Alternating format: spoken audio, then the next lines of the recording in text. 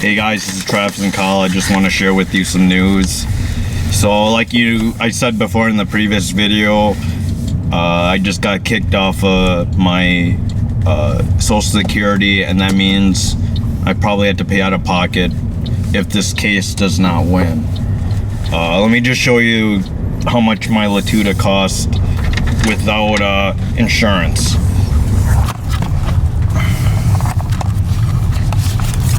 So as you can see here,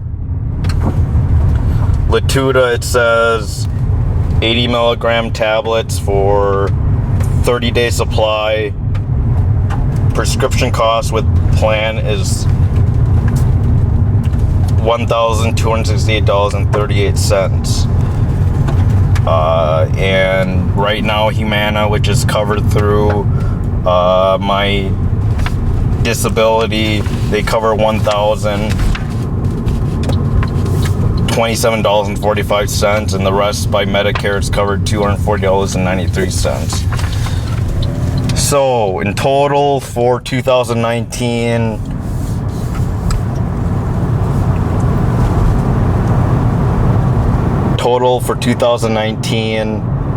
I owe $8,300.49, and total for the month of 2019, I owe $1,303.63. So as you can see, the drugs are not cheap. And you said hospitalization for one is $10,000. And the thing is, without medication, I'm pretty much SOL because I get really suicidal. And he's telling that to there's this nice lady we've been talking to. She's from Social Security.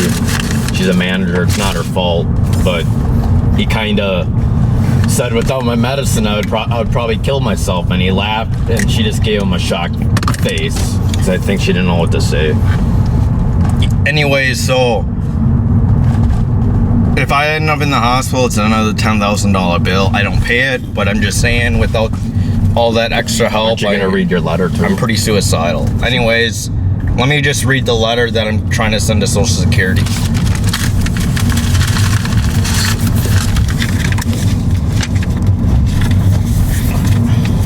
Dear Social Security Administration, my name is James R. Bayless. I'm Travis Bayless's father. Travis has been my child for 31 and a half years. I'm gravely upset that Travis is no longer on Social Security. One medication he takes is Latuda, and for 30 days the medication costs $1,200 out-of-pocket expense. Imagine a $14,400 investment in a drug a year without insurance. Travis works part-time right now as a test scorer in Bloomington, Minnesota, but that would barely scratch the surface of covering his expensive prescription drug. Travis has tried 7 antipsychotics that were ineffective. Seroquel, Risperdal, Invega, Abilify, Zyprexa, Clozaril, and Geodine are all less expensive meds that either cause increased suicidal ideations, akathisia, or somnolence. Travis is diagnosed with a pervasive illness, bipolar 1 disorder that doesn't go away. It is clear he needs Latuda and needs Social Security so it can continue his Humana coverage of the drug.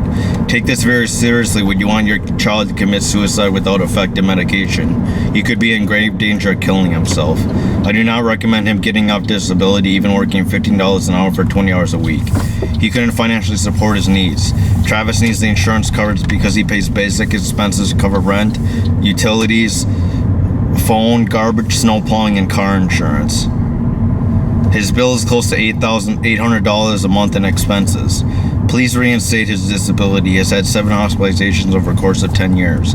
2 at University of Minnesota Medical Center Fairview and 5 at Regents Hospital. Do not take this with a grain of salt. Medication is important. Simply replacing the medication does not equate to replacing human life. Travis is an intelligent individual, but even Dr. Sujit Varma recommends he does not work a switch shift position or work full-time. Right now, he is barely managing part-time work. He has had several medication changes over the years as my child. I can clearly see Travis making strides to become a more mentally healthy individual. This will only set him backwards. Under no circumstances is Travis able to take on more responsibilities to pay a debt of $14,400 a month, a year, for a med that has benefited him for 5 years and counting. So anyways, that is my letter that I'm going to send to disability. I don't know if they'll accept it, but who knows? Deep down, I know that the med's expensive And I know my sister, who makes 6 figures, who would probably cover it, but in the end, it is my illness, and I want to be able to pay for it myself. So in reality, I don't want her to participate in any financial expenses. Do you feel entitled to this insurance? I feel I am entitled to the insurance because it's number one, it's expensive. It's about as expensive as a condo my sister's renting. And I feel that someone who's single, never has moved out and lived in an apartment, don't have kids, never been married, I don't have those opportunities, and I feel all that's going to be taken away if I had to end up paying this as an expense in the future. So the reality is that this is a really expensive medication, but in the end, if I have to cover it, I'll probably do it myself. It's going to be really hard. I have some savings, but in reality, I don't make enough to support myself, and in the end, I'll probably end up having to work a lot of work hours just to be stable. And the reality is, I'm not that stable working full time. I tried to earlier the last 2 weeks, and pushing myself made me relapse, and I was in a really bad situation with a severe anxiety disorder. So that's pretty much it on that Social Security nutshell. Kyle wants to talk about other issues. I wanted to talk about, so this still ties with illness and disabilities. So the story is, my brother made a kind of snarky comment, it wasn't intentional, about this girl, a Korean adoptee, not going to give names, with no arms, and he said something on the lines saying, wow, basically he was comparing kind of apples and oranges, and he thought her life would be tough living with no arms versus his bipolar disorder. I don't remember the exact words, but she kind of took offense to that. And I think Travis said like something, well, I don't know how I would live with no arms. And I guess they took offense to it. I tried to repair the rift because her friend kept on attacking him, saying he needs to erase his existence off Facebook, and she was kind of attacking him, and both the disabled girl and her friend, they wanted their conversations to be deleted. But I mean, I said she's a beautiful person. She needs to keep living what she's doing. My brother has struggled too, and maybe it is comparing apples and oranges. It's not the same. And in the end, because she's happy having no arms, Travis thought then, wow, maybe his illness is not as bad, dealing with suicidality. I think they took it in wrong context. It was miscommunicated. I mean, there's people that are blind and deaf, and I guess they adapt.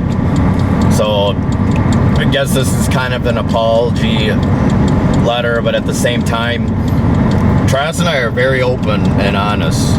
And if you're a type of person that want to fight, you shouldn't be ashamed of what you said then. I hate that about people.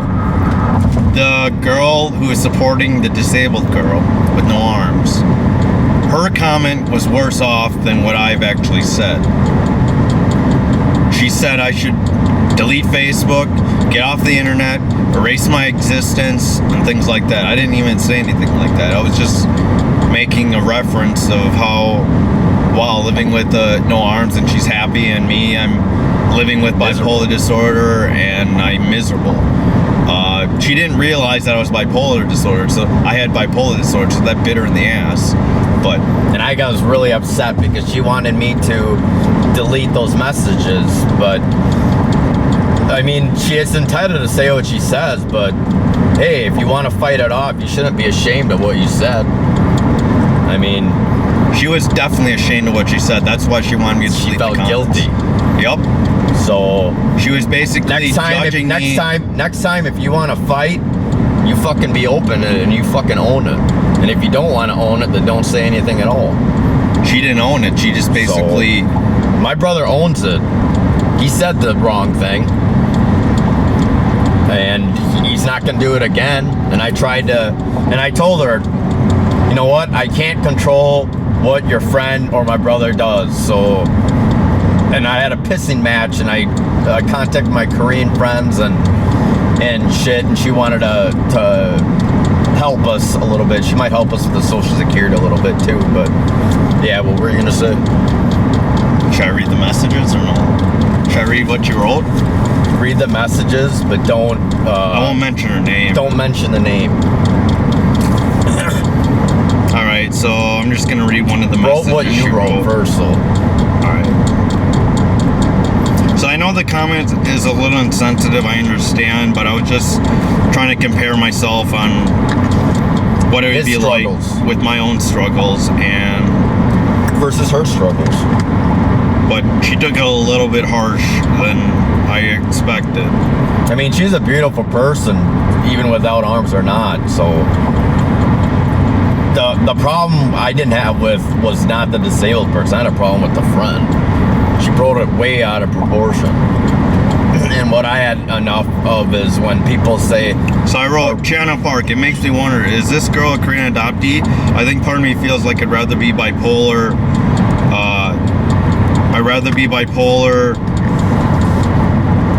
And mentally handicapped than have a physical disability, even if I have to deal with suicidal issues. I would never have the opportunity to play piano as well as develop my composing skills. So she wrote friend. Right now I'm having issues with my phone because it's saying I have like no space. I gotta delete some stuff. No, that so I don't know what it. So you have to still look at it. How am I supposed to look at it? It doesn't let you do it. It won't let me look at it though. Let me see. Shouldn't be doing this when I'm driving. Alright, so Kyle's just trying to fix the phone. But anyways, that's what I wrote. It's a little insensitive, I understand, but they didn't realize I had bipolar disorder and they're just comparing me that I was like some normal dude with an attitude problem. So maybe he does have an attitude problem even with his bipolar, but I probably agree. No, it says not enough storage space. Just keep on hitting okay. How's that gonna work? It just disappeared.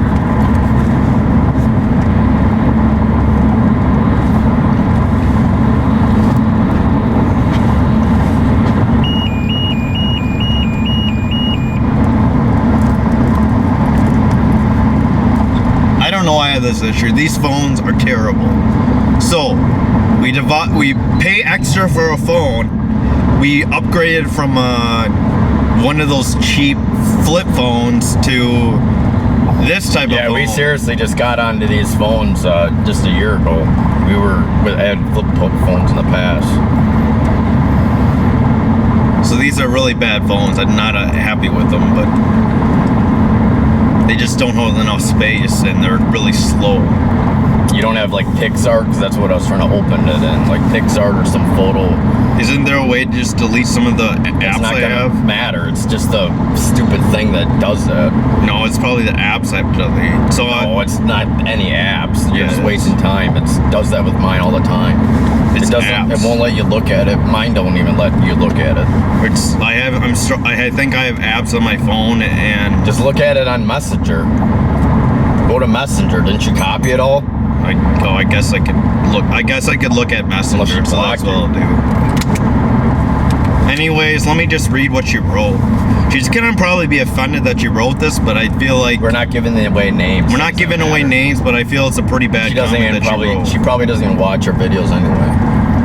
So that's the thing about Travis and I. You can fight, that's fine, but you better be fucking ready to own your fucking words, boys and girls.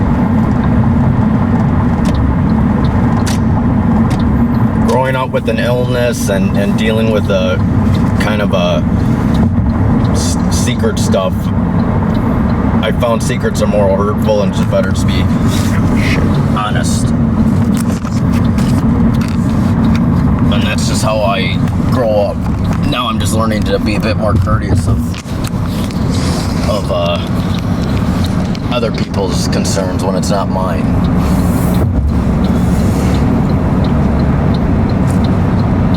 She writes, I am appalled by your incredible ignorance and complete lack of human decency. She is one of the most brilliant, beautiful, secure, and incredible beings I have ever met. I do not say that lightly, and regardless of any physical differences, she is a completely inspiration. And you, on the other hand, I'm so deeply disturbed by you. I took a look at your profile. I almost cried, shuddering in disbelief that I have somehow friended you.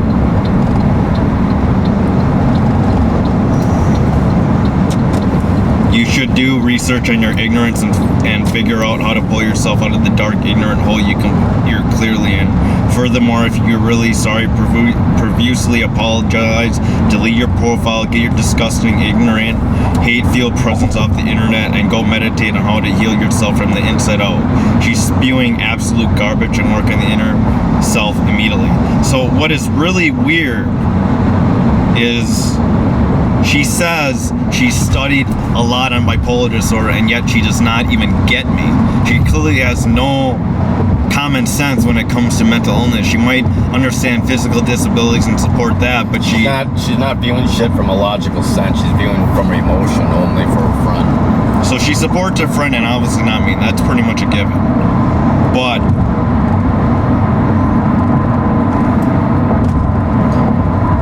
anyways, that's the scoop of the story. I don't know if I should share anything else.